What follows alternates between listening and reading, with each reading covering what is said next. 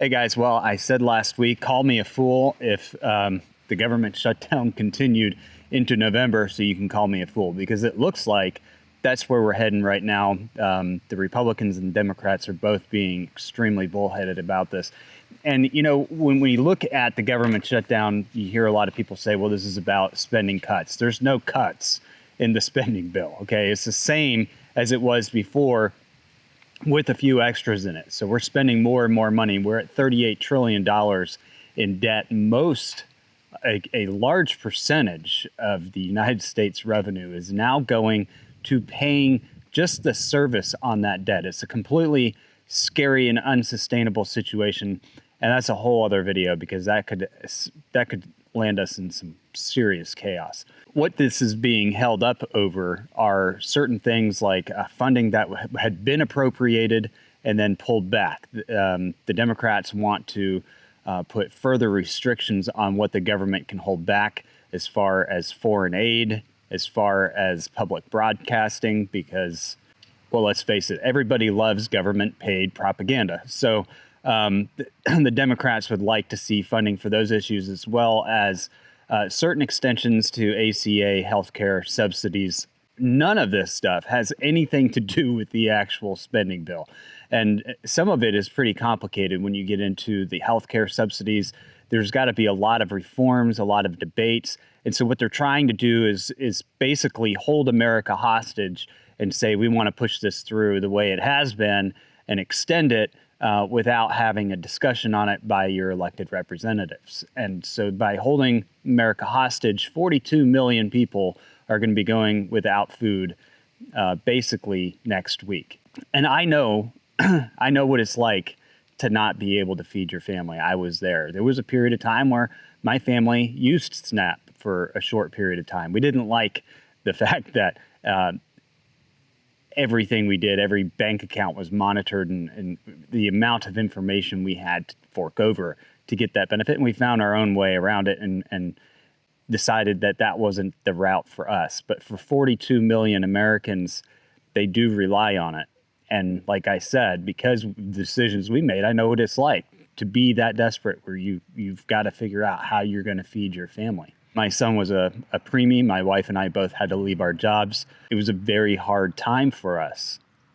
And we were building this farm and this ranch all at the same time. All of our savings were gone. So it is a scary situation for 42 million people, 12% of the population. Depending on which state you live in, it could be up over 20%. New Mexico, I think, is over 22%. And then there are states like Utah where it's 4.8% of the population. But there are a lot of people that depend on SNAP benefits. And they're basically being held hostage right now for things that have nothing to do with the spending bill. And I was talking to some federal workers just last week who are in the same situation. I mean, they're having to go to work on furlough. They're not able to make their mortgage payments. They're not able to make their car payments. They're not able to make their child support payments. They're in a tough situation. And it's not like credit companies just say, oh yeah, we'll put that on hold for you until the government decides to reopen.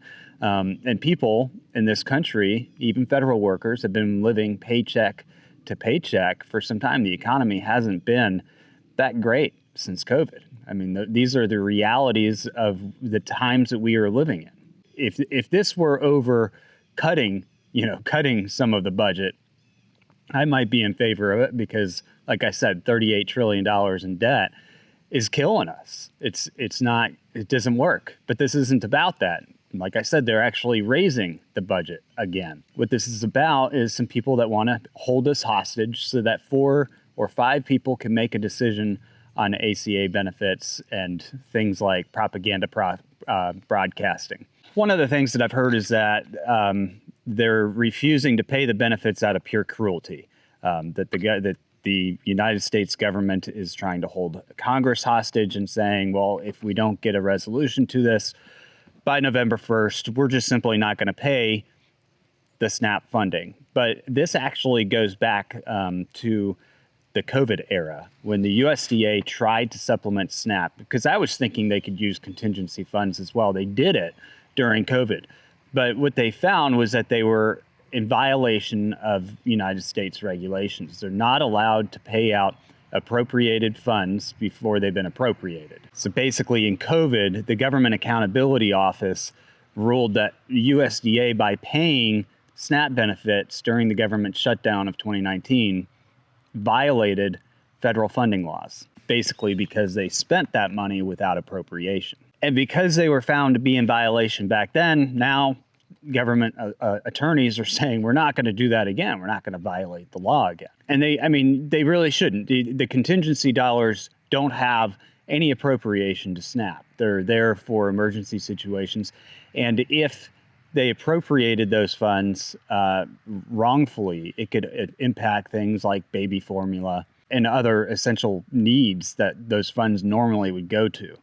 So it's not that anybody's saying, oh, we don't want to use the contingency funds. In fact, I think they've looked at every single way that they could use the contingency funds before last weekend coming out and saying, there's no money, the well has run dry. The fact is that the well has run dry. They cannot use those funds. So what it's going to take right now in order for them to come out of this government shutdown, people get their SNAP benefits so they can eat, is basically a clean funding bill. A clean funding bill would be a funding bill that doesn't have other things attached to it. And the reason why they attach things to it is, like I said, they don't want to have to debate. They don't want to have to go and spend months and months and months trying to figure out a new plan based upon the elected officials that voters put into office. What they want is what they put in place before. So they're trying to hold this whole thing hostage by saying, hey, I don't care what the American people want.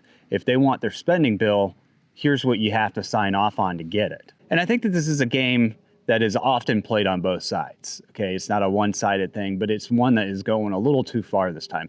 And it just shows how, polarized Washington, D.C. has become. And I almost feel like when you put 42 million Americans in a position of starving, in a position where they're not going to be able to afford to feed their families next month, you're setting up our country for chaos. And I feel like that's almost intentional. It has to be intentional. The arguments that they're making over the ACA subsidies, there are some valid arguments there, but not all of them are. And this is something that I think is a much more complicated situation that does need to be re-examined. It's not something that has made healthcare affordable for everybody. And you know what? Congress knows that. The politicians in Washington, D.C., they know that. They know that there needs to be more reform. They know that there needs to be deeper conversations about it. They know it's not sustainable. They know the situation we're in is not sustainable.